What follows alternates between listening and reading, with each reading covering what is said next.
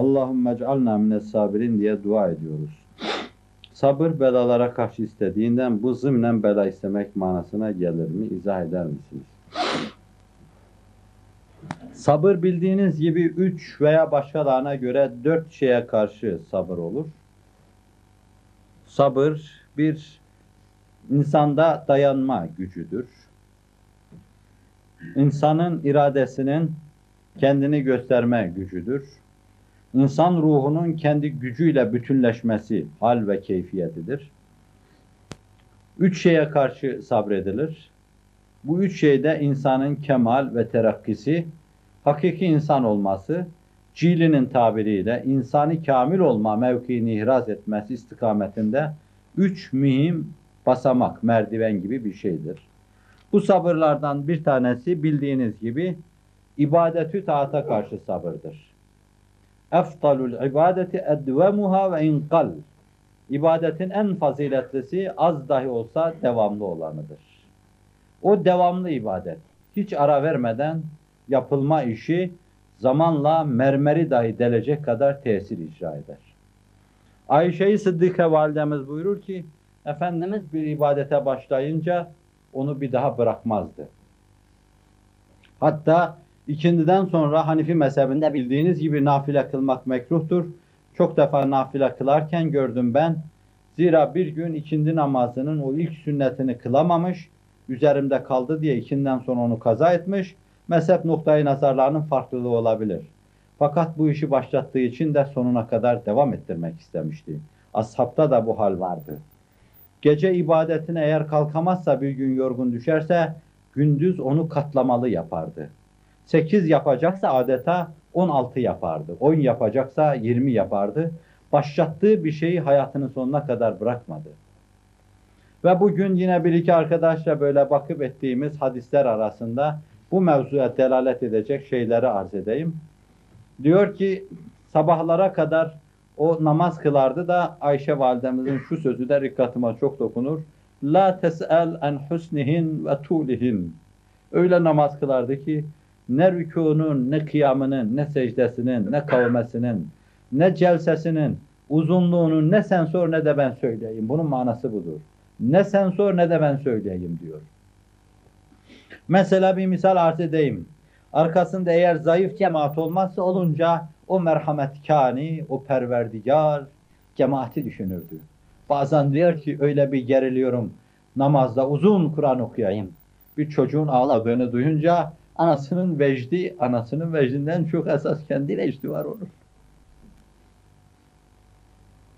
Anasının heyecanını düşününce hemen hızlı kılıyorum. Niyet etmiş Bakara Sure-i Cellesini okumaya, çocuğun sesini duyunca arkada ve semai ve tarik ve ma edrake met tarik deyip bitiriyor işi.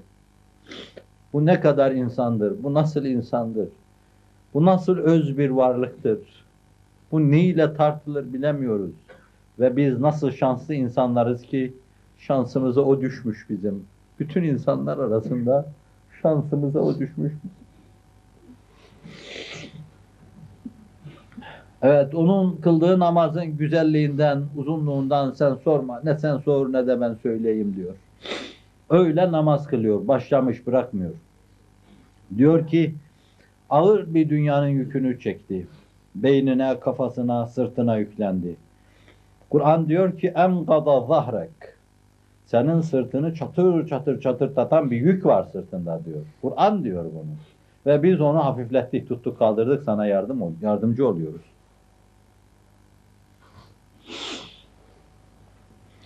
Bu ağır yük altında yaşlılık 60'ı geçince canım çıksın Ayşe-i Sıddıka diyor ki bu uzun namazlarının çoğunu oturarak kılardı. Oturarak kılardı. Nafile, farzları değil. Farz namazlardan sadece 3 gün içinde hastalığında mescide çıkarken oturarak kıldı Ebu Bekir'in arkasında. O da hastalığı neydi bilemem. Bayılıp bayılıp düşüyordu. İçi bayılıyordu, kendinden geçiyordu. Fakat bakın bu işin bir yanı. Diğer yanı şudur. Oturarak okuyordu. Ne zaman diyor okuma niyetinde olduğu 30 ve 40 ayet kalıyordu. Kalkıyordu, onları ayakta okuyordu, sonra rükûa gidiyordu. Ne kadar oturuyorduysa okuyordu. Bir 30 ayet, 40 ayet daha okuyayım. Nafile namaz kılarken işte kalkıp onu ayakta okuyordu. Çünkü gençliğinde öyle bir iş başlatmıştı. Ve sonuna kadar Rabbimizle arasındaki münasebeti bozmadan aynı seviyede götürmek istiyordu bunu. Bir musiki şinasın aynı ritimde, aynı seviyede, aynı havada, aynı pes mi, tiz mi neyse başladığı bir şeyi aynı seviyede bitirme gibi bir şey. Aynı seviyede o işi bitirmek istiyordu. Son dakikaya kadar mescide çıkma, namaz kıldırma ve öyle ibadet etme.